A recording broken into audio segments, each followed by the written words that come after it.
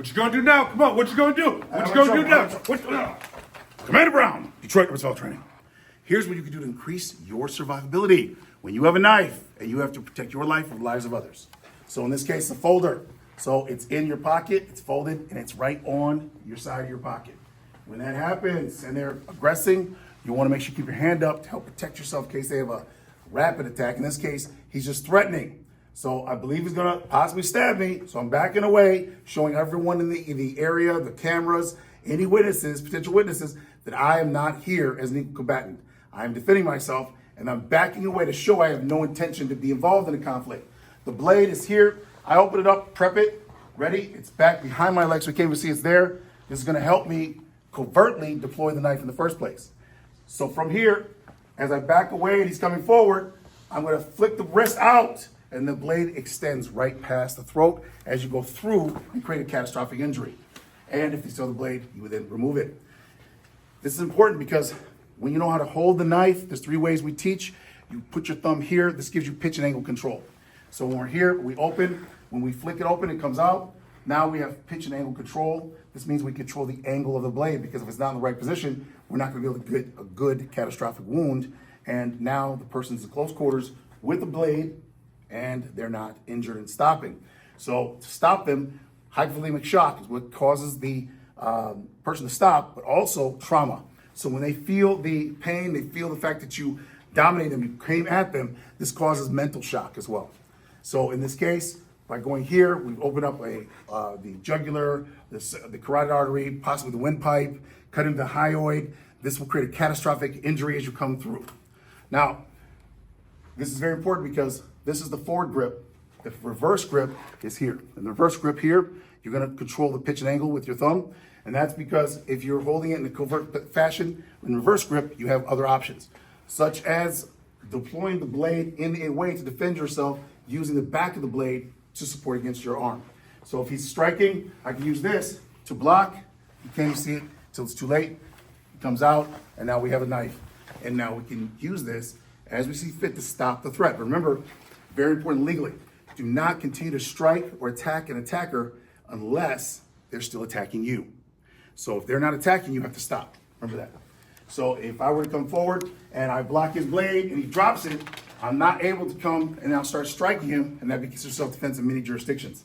So it's imperative that you remember to stop striking a person if they're no longer attacking you.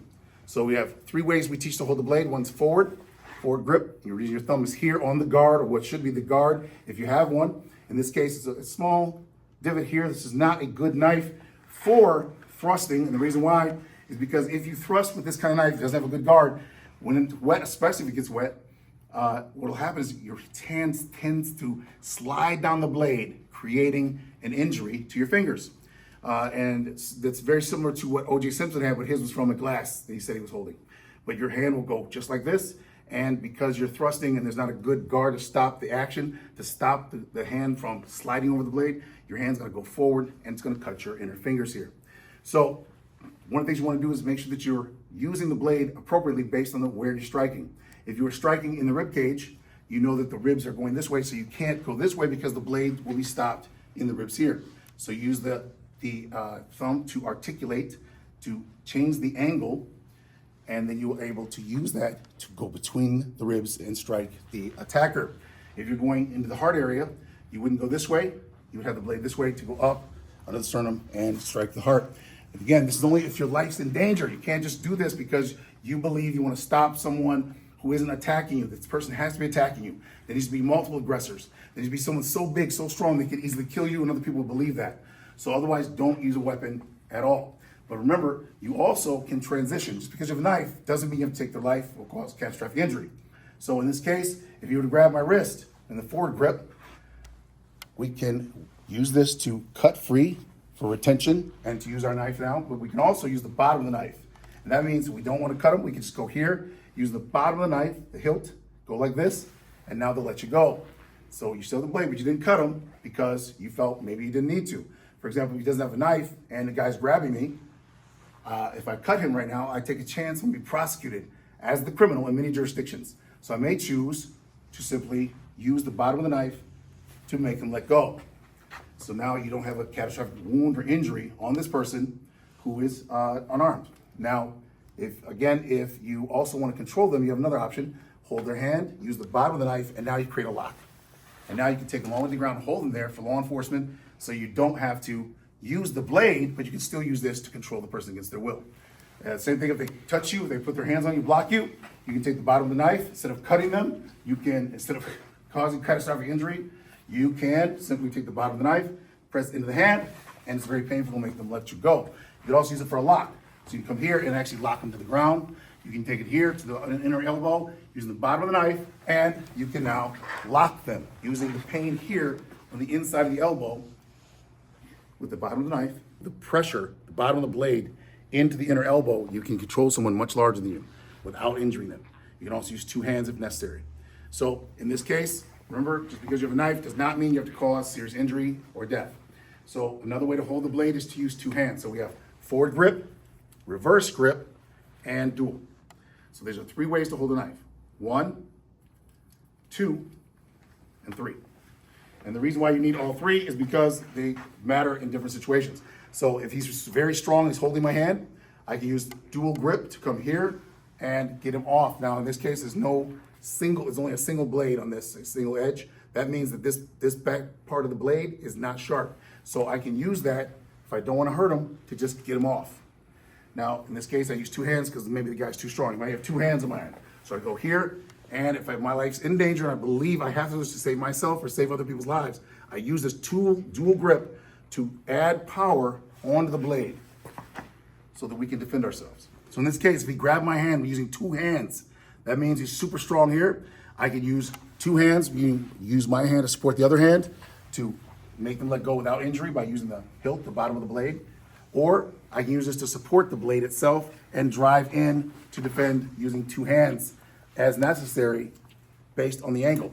If he were to bear hug and I have the blade, I can use two hands here to drive the weapon in and get myself free. You can also go here, they're bear hugging you, bring it up to the top, and then as you get free, you use two hands to go deeper in if you need to in order to rescue yourself or others. So, in closing, forward grip, thumb here on the guard, or what you have as a guard. If this is not much, but it's enough to help you to change the pitch and angle of the blade. So if we are going into the person, we change the angle and pitch based on the target area.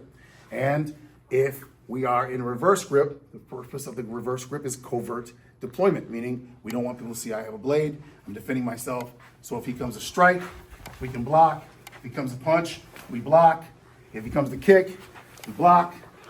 And the whole time your weapon is hidden and also supported by the fact there's no blade on the outside here, there's no edge on the forearm. So as he's kicking, there's a lot of power there, but it's gonna drive right into his leg so that I'm safe. And from here again, using one or two hands will allow you to have control of the blade in such a way that you can defend yourself and cause severe and significant damage to the violent criminal that's attacking you. And again, when you are using a knife, it's important to understand the areas that are most important to the violent criminal. That is the throat, the eyes, the base of the skull here. This is very important, the medulla, the inner thigh. These are areas that cause catastrophic damage as they're trying to kill you. So you wouldn't want to just cut hands and cut wrists, because people get cut here all the time and they can still keep attacking you. Remember that. Just because someone gets cut doesn't mean they stop. So people get cut, they get cut, and they will continue to fight. What stops someone from attacking you and your family is something called hypovolemic shock. When they lose too much blood, that's what makes them stop. That means larger wounds, cavities create larger blood loss. So if you stab someone very quickly, stab someone, stab, slash, all these different kinds of slashes, yes, those will create openings, but very small amounts of blood loss. That means the person is still very active. That means that the person can still attack you and take your weapon. So it's imperative that if you are going to use a weapon and your life's in danger from a violent criminal, that you stab them in areas, you thrust and create significant damage in areas that will cause them to stop attacking you. The throat, eyes, the inner thigh, right here in the inner leg, there's a major bleeder vein right on the inner thigh, right along the seam of the pants. When you strike there, this causes incredible blood loss. So these are intelligent options to increase your survivability when you're carrying a knife. And again, you should only use a knife to defend your life or lives of others if you're dealing with very violent people, multiple aggressors, or someone so large that you don't believe you can stop them without your knife. These intelligent options will increase your survivability.